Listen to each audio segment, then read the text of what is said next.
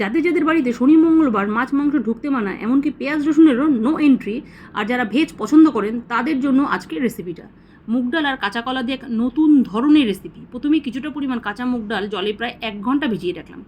এবার একটা কাঁচা কলার মাথার দিক আর পেছনের অংশটাকে কেটে খোসা ছাড়িয়ে গ্রেটারের ছোট দিক দিয়ে ঘষে নিলাম, তাতে কলাগুলো যেন মিহি হয়।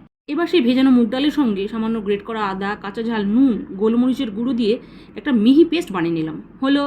এবার বাটা মুগ ডালগুলোকে একটা থালার মধ্যে নিয়ে সামান্য হলুদ, গ্রেট করা সেই কলা, সামান্য সর্ষের তেল আর পরিমাণ মতো চিনি দিয়ে খুব ভালোভাবে মিশিয়ে নিলাম।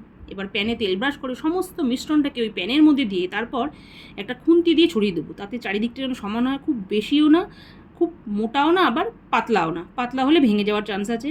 মিডিয়াম করে দিয়ে চারিদিকটা সমান করে ছড়িয়ে দিতে হবে। এবার ঢাকা দিয়ে 3-4 মিনিট রান্না করে নেব। এখানে গ্যাস লো করেই ভাজতে হবে, তা না হলে নিচের দিকটা পুড়ে যাবে আর ভেতরটা সেদ্ধ হবে না, এতে কাঁচা কাঁচা থাকার ভয় থাকতে পারে।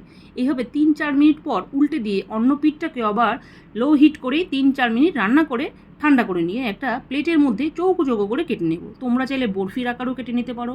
এবার অন্য একটা কড়াইতে তেল দিয়ে, তেল গরম হলে তাতে শুকনো লঙ্কা, জিরে, তেজপাতা ফোড়ন দিয়ে কেটে রাখা আলু দিয়ে একবার নেড়ে চেড়ে আদা, জিরে, কাঁচা লঙ্কা, নারকেল, টমেটো, কাজু একসাথে বাটা দিয়ে সেই আলুর মধ্যে দিয়ে একে একে নুন, হলুদ, কাশ্মীরি ঝাল দিয়ে খুব ভালোভাবে কষিয়ে মশলা থেকে তেল ছেড়ে এলে পরিমাণ মতো জল দিয়ে ঝোল ফুটে এলে ফ্রাই করা কাঁচা কলার ধোকাগুলো ওই ঝোলের মধ্যে দিয়ে সবশেষে ঘি, গরম মশলা দিয়ে গ্যাস বন্ধ করে রেডি সেই নতুন রেসিপি।